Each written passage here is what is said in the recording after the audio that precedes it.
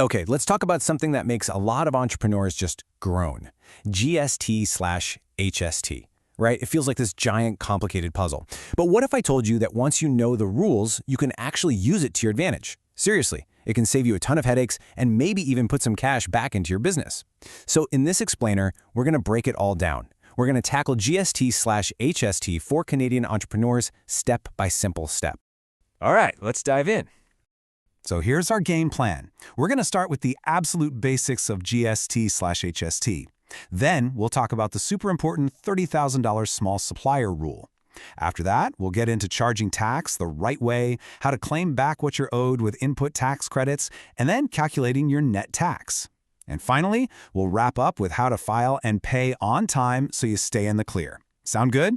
Let's get to it. Okay, Section 1, GST/HST, the very basics. So what even is this tax? Well, at its heart, it's a consumption tax.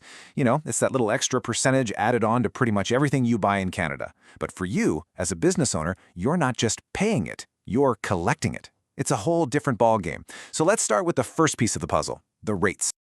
Now, this is absolutely crucial to get right. You see all these different rates? Well, the one you charge has nothing to do with where your business is located. It's all about where your customer is. So let's say you're based in Alberta, where it's just 5% GST. If you sell something online to a customer in Nova Scotia, guess what? You've got to charge them the 15% HST. This is called the place of supply rule. And if you have customers all over the country, you really need to wrap your head around this.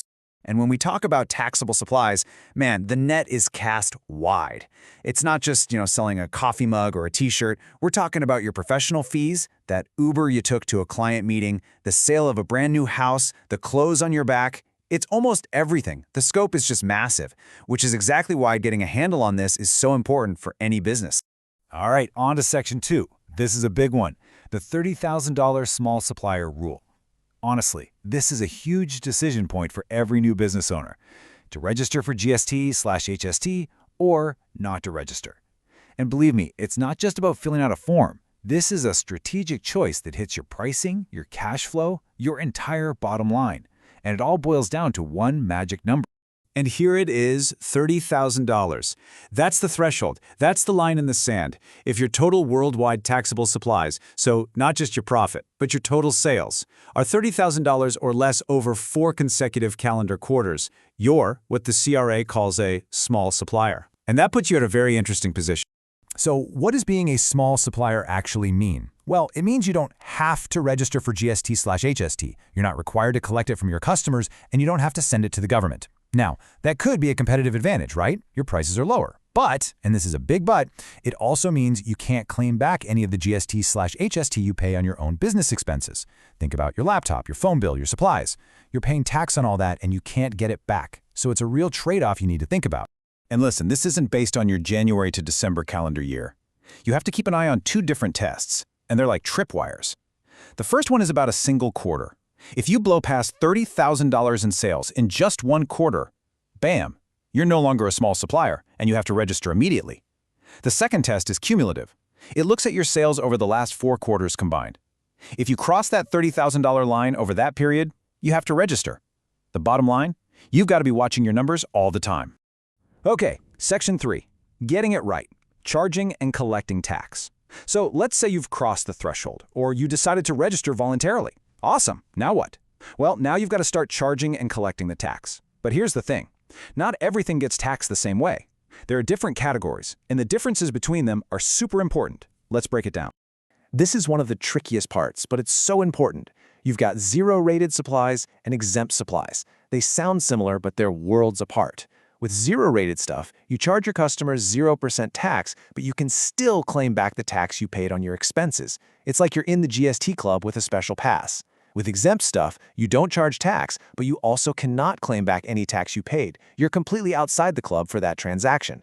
The key difference is all about getting your tax money back. So what kind of things are zero-rated? Well, think about essentials. Basic groceries like milk and bread, prescription drugs, certain medical devices. You don't pay tax on those at the checkout, right? That's because they're zero-rated. The government does this to keep these necessities more affordable. But the really cool part is that the farmer, the baker, the pharmacy, they can all claim back the GST/HST they paid on their costs. It's a smart way to help businesses without passing the tax on to the consumer for essential items. Now let's flip to the other side, exempt supplies. These are things that are just completely outside the GST/HST system. So things like selling a used house, most dental or doctor services, long-term residential rent, childcare services. You don't get charged GST/HST on these. But remember the trade-off? That means the dentist, the landlord, the daycare, they can't claim input tax credits on their expenses. It completely changes their financial picture. Let's move on to Section 4. And honestly, this is the best part, the payback, understanding input tax credits, or ITCs.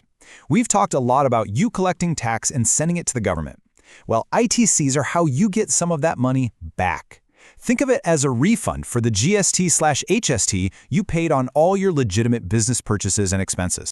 But of course, there are rules. You can't just claim everything. So here's your 5-point checklist you need to go through for every single expense. 1. Did you actually pay or owe GST/HST on it? 2. Are you a registered business? 3. Was the expense for your business, not for personal use? 4. Are you claiming it within the time limit? And 5, and this is a big one, do you have the paperwork, like a proper invoice to prove it? If you can say yes to all 5, you're good to go. Now, there are a couple of special situations you need to know about. First up is meals and entertainment. Taking a client out for lunch? You can only claim back 50% of the GST/HST you paid. It's just a rule you have to remember.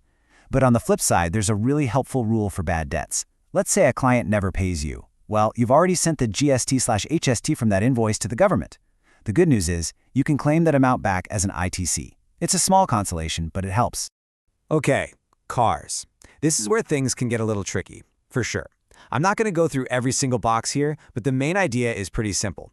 The amount of tax you can claim back on your vehicle expenses depends almost entirely on how much you use that vehicle for your business. You can see how the rules change based on whether you're incorporated and what percentage of the time you're driving for work. The big takeaway? If your business use is 90% or more, you can generally claim the full ITC. Anything less than that, and it becomes a calculation. All right, Section 5, doing the math. This is where the rubber meets the road. You've collected tax from your customers. You've tracked the tax you've paid on your expenses. Now, how do you figure out the final number you either pay to the CRA or get back as a refund? Well, you've actually got a couple of different ways to do it. So you basically have 2 main choices. On one hand, you've got the regular method. This is the most common one. You add up all the GST/HST you collected, you subtract all the eligible ITCs you paid, and you send the difference to the government. It's precise, but it means tracking everything. On the other hand, there's the quick method. With this, you just send in a flat, lower percentage of your sales. It's way simpler, but, and here's the catch, you can't claim ITCs on most of your expenses. So it's a trade-off, precision for simplicity. Now, the quick method sounds pretty great, right? Less paperwork. But hold on, not everyone can use it. There are a few hoops to jump through. First, your annual revenue has to be under $400,000. Second, if you're a lawyer, an accountant, or provide certain other professional services, you're out. And third, you have to officially file an election with the CRA to tell them you want to use it. If you check all those boxes, it might be a fantastic time saver for you. And there's actually a third option that kind of mixes things up. It's called the simplified ITC method. This is for smaller businesses who are using the regular method but want to make tracking their expenses easier. Instead of adding up every single little ITC from every receipt, you just total up all your eligible expenses, including the tax, and multiply that total by a special fraction. So like it says here, if your tax rate is 13%, you multiply by 13 over 113. It can save a ton of time on data entry. Okay, last section. Section 6, staying compliant. We figured out what to charge, how to claim your credits, and how to do the math. The final piece of the puzzle is when to do it all. Trust me, you do not want to miss these deadlines. That's a one-way ticket to interest and penalties, and nobody wants that. So let's make sure you know your dates. So everything depends on your filing period, which the CRA assigns to you. If you're a monthly or quarterly filer, it's pretty simple. Your return and your payment are due 1 month after your period ends. But if you're an annual filer, pay close attention. This is a classic trap.